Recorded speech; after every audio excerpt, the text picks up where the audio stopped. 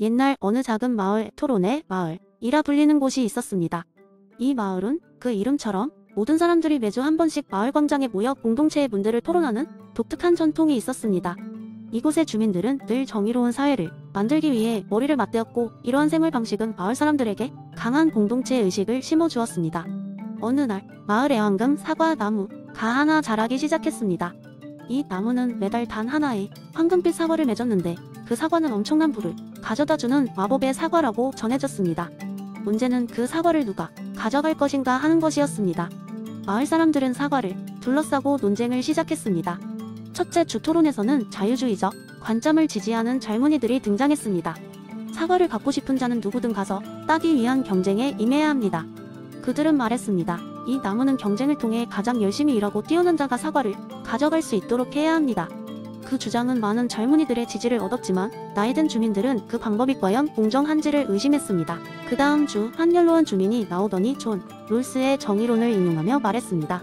우리는 무지의 벨 뒤에서 어떻게 결정할지를 생각해봐야 합니다. 우리 모두가 사과를 얻을 기회를 평등하게 가져야 합니다. 이 어르신의 말에 따라 주민들은 무작위 추첨을 통해 사과의 주인을 정하는 방법을 고려하기 시작했습니다.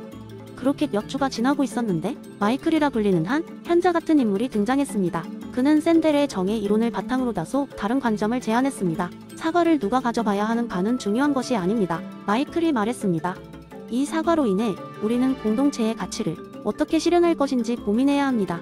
사과는 우리 모두의 것입니다. 마이클은 계속해서 마을 사람들에게 미래를 위한 공동체적 비전을 제시했습니다. 만약 우리가 이 마법의 사과를 우리 공동체의 성장을 위해 사용한다면 이 마을은 더 큰 번영을 누릴 수 있을 것입니다. 교육, 의료, 환경 개선 등 우리가 추구하는 공동의 선을 위해 사용할 수 있습니다. 마이클의 말에 깊이 감동한 마을 사람들은 각기 다른 생각을 가진 사람들이 모여 사과를 둘러싼 새로운 토론을 시작했습니다. 결과적으로 그들은 사과의 판매 수익을 통해 공동체의 교육과 복지를 증진하는 데에 사용하기로 결정했습니다. 이후 토론의 마을은 마이클의 제안을 통해 한층 더 단합된 공동체가 되었고, 주민들은 정의란 단순히 개인의 욕망을 충족시키는 것이 아니라 공동의 가치를 실현할 수 있는 것임을 깨닫게 되었습니다. 이 재미있는 전설은 오랫동안 그 마을의 사람들에게 전해지면서 정의로운 사회를 이루는 데 공동체의 힘이 얼마나 중요한지를 일깨워주는 확실한 교훈이 되었습니다. 두 번째 이야기. 옛날 옛적 끔찍하게도 지루하고 웃음이 사라진 마을이 있었다. 마을의 이름은 무덤 마을. 이것은 실제로 그곳의 분위기를 정확히 반영했다. 그곳의 주민들은 일상 속 소소한 재미를 잃었고, 모든 결정은 그저 규칙과 전통에 의해 이루어졌다.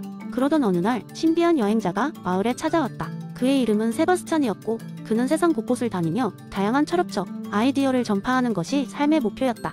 세바스찬은 마을을 둘러보며 웃음과 즐거움이 사라진 이유에 대해 궁금해했다. 사람들이 모인 광장 한가운데로 가서 그는 큰 소리로 외쳤다. 여러분, 공리주의라는 이론을 들어본 적이 있습니까? 이것은 최대 다수의 최대 행복을 목표로 하는 멋진 철학입니다. 주민들은 무덤덤하게 그를 바라보았다. 그들은 전통을 중시하는 사람들이었고, 새로운 아이디어엔 별로 관심이 없었다. 하지만 세바스찬은 포기하지 않았다. 그는 이렇게 말했다. 자, 제가 공리주의가 어떻게 우리의 삶을 더 행복하고 재미있게 만들 수 있는지 하나의 썰로 설명드리겠습니다. 그는 깊이 숨을 들이마신 후 그가 예전에 경험했던 허구의 이야기를 꺼내들었다. 어느 날 나는 낯선 마을을 방문했습니다. 그곳에는 슬픔의 연못이라고 불리는 정체모를 작은 호수가 있었습니다. 호수 주변에는 마을 사람들의 슬픈 이야기들이 글로 새겨져 있었지요. 누구든 이 호수에 가까이 가면 그 슬픔이 마음 깊숙이 전해진다고 했습니다. 마을 사람들은 호기심을 가지기 시작했다. 세바스찬은 말을 이었다. 그래서 나는 공리주의적 접근으로 이 문제를 해결해보기로 했습니다. 호수에 웃음과 기쁨을 가져다줄 아이디어를 떠올린 것이었죠. 먼저 마을 사람들이 서로에게 유머스러운 이야기를 해주는 날을 만들었고, 이를 웃음의 날이라 불렀습니다. 그리고 매주 한 번씩 가장 재미난 이야기를 한 사람에게는 금으로 만든 작은 컵이 주어졌습니다. 그 순간 어느 한 마을 주민이 물었다. 그게 효과가 있었나요? 세바스찬은 웃으며 답했다. 그렇습니다. 웃음의 날이 도입된 후로 마을은 활기를 되찾았습니다. 사람들은 서로 소소한 농담을 나누기 시작했고, 슬픔의 연못에 새겨진 이야기들은 더 이상 그들의 마음을 지배하지 않았습니다. 오히려 마을 사람들은 서로의 행복을 보는 즐거움으로 삶의 새로운 의미를 찾았습니다. 세바스찬의 이야기의 마을, 사람들은 생각에 잠겼다. 그들은 이 재미있는 이야기가 그저 허구에 불과하더라도 자신의 마을에도 적용해볼 가치가 있다고 느꼈다. 결국 마을 사람들은 마을 광장에서 매주 기쁨의 날을 만들기로 결정했고, 이 날에는 각자가 삶에서 경험한 즐거운 일들을 공유하기로 했다. 시간이 지나자 그렇게 지루하고 암울하던 무덤 마을은 웃음소리가 끊이질 않는 행복한 마을로 탈바꿈했다. 세바스찬은 그의 여행을 계속했지만 그는 이 작은 마을에서의 경험을 통해 공리주의가 사람들을 어떻게 변화시킬 수 있는지 다시 한번 깨달았다. 최대 다수의 최대 행복을 추구하는 삶의 방식이 그곳에선 기적처럼 느껴졌고 그는 이를 통해 다른 곳에도 많은 사람들에게 웃음을 전파하리라 다짐했다. 그리고 그로 인해 세상은 조금 더 행복해졌다. 세 번째 이야기 어느 작은 마을에서 일어난 흥미로운 이야기를 들려드리겠습니다. 이 마을 사람들은 날마다 해가 뜨고 지는 것을 관찰하며 하루를 보냈습니다.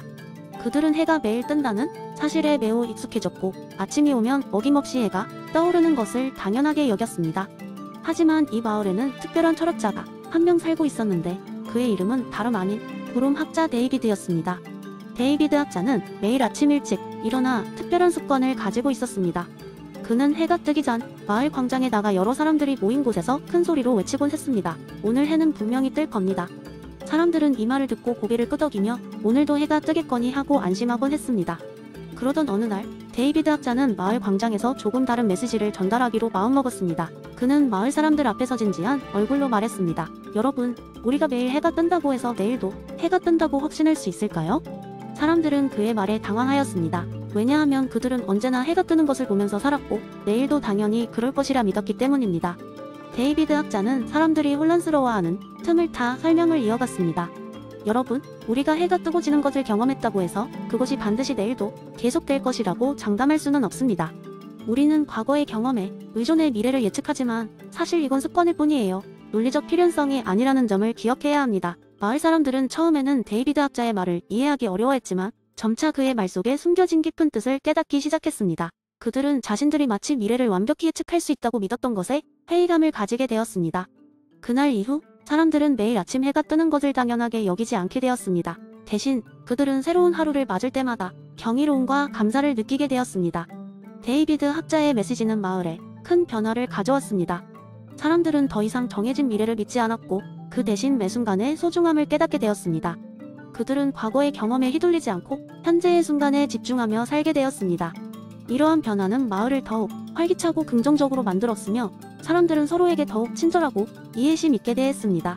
데이비드 학자는 자신의 메시지가 사람들 사이에 작은 불씨가 되어 그들의 삶을 밝게 비추는 것을 보며 크게 기뻐했습니다. 결국 데이비드 학자의 인과관계 회의론은 단순한 철학적 논쟁을 넘어 사람들의 일상과 사고방식에 깊은 영향을 주는 메시지로 자리잡게 되었습니다. 마을 사람들은 더 이상 단순히 해가 뜨기를 기다리는 것이 아니라 자신들의 삶을 더 가치 있게 만드는 일에 집중하며 하루하루를 보냈습니다. 네 번째 이야기, 옛날 어느 마을에 지혜로운 철학자 아퀴니우스가 살고 있었습니다. 그는 마을 사람들에게 도덕과 윤리에 대해 깊은 통찰을 제공하곤 했습니다. 어느 날 마을 사람들은 이상한 이야기를 듣게 되었습니다. 마을 근처 숲에 사는 한 노인이 무언가 복잡한 문제를 해결할 수 있는 비밀을 알고 있다고 했습니다. 사람들은 그 비밀을 찾아 나서기 위해 숲으로 향했습니다. 숲에서 만난 노인은 신비로운 흰 수염을 가진 세월을 거스르는 듯한 인물이었습니다. 그는 조용히 말했습니다. 나는 자연법의 수호자다. 자연법은 인간 삶의 모든 부분에 스며들어 있는 도덕적 나침반이지. 너희들이 이해하지 못한 도덕적 딜레마가 있다면 나는 그것을 설명해 줄 수 있을 것이다. 사람들 중 한 명이 앞으로 나와 물었습니다. 우리는 종종 옳고 그름을 헷갈려합니다. 어떻게 자연법이 이를 명확히 해줄 수 있습니까? 노인은 미소를 지으며 손을 펼쳐 보였습니다. 보아라, 자연법은 어렵지 않다. 사람은 본성적으로 선을 추구하고 악을 피하고자 하지. 이 법은 신의 영원한 가르침에서 나온 것이다. 이성으로 이를 이해하면 복잡한 딜레마도 명쾌하게 풀릴 것이다. 그러자 또 다른 사람이 물었습니다. 하지만 사람마다 다르게 생각하지 않습니까? 모두가 같은 이성을 가졌다고 볼 수 있을까요? 노인은 고개를 끄덕였습니다. 사람들은 같은 근본적인 이성을 가지고 있다네. 하지만 각자의 경험과 환경이 이를 다르게 해석하게 만들지. 중요한 것은 그 근본적 진리를 찾는 데 집중하는 것이네. 자연법은 보편적이고 모든 인간에게 적용되는 법이니 다르게 보일지언정 본질은 같다. 마을 사람들은 이러한 설명에 감명을 받았습니다. 그들은 노인의 지혜를 통해 삶의 여러 문제를 해결할 견점을 얻었습니다. 시간이 흘러 마을로 돌아온 후 그들은 자연법의 원리를 매일이 결정에 적용하려 했습니다. 마을의 지도자들은 이러한 도덕적 나침반의 가치를 배워서 공동체가 더 윤리적이고 화합되도록 이끌었습니다. 아퀴니우스를 비롯한 마을 사람들은 자연법이 신의 선물임을 깨달았고 이 법이 가르친 지혜는 영원히 그들의 삶을 빛냈습니다. 결국 이 노인은 숲의 신비로운 존재로 남았고 그는 어디에선가 또 다른 타락한 영혼이 방황을 돕기 위해 그들의 길을 비춰줄 준비가 되어 있을 것이라고 믿어졌습니다. 아퀴나스의 자연법은 이처럼 사람들에게 본성과 이성의 조화를 이루어 도덕적으로 사는 길을 이어주는 영원한 등불이 되었습니다.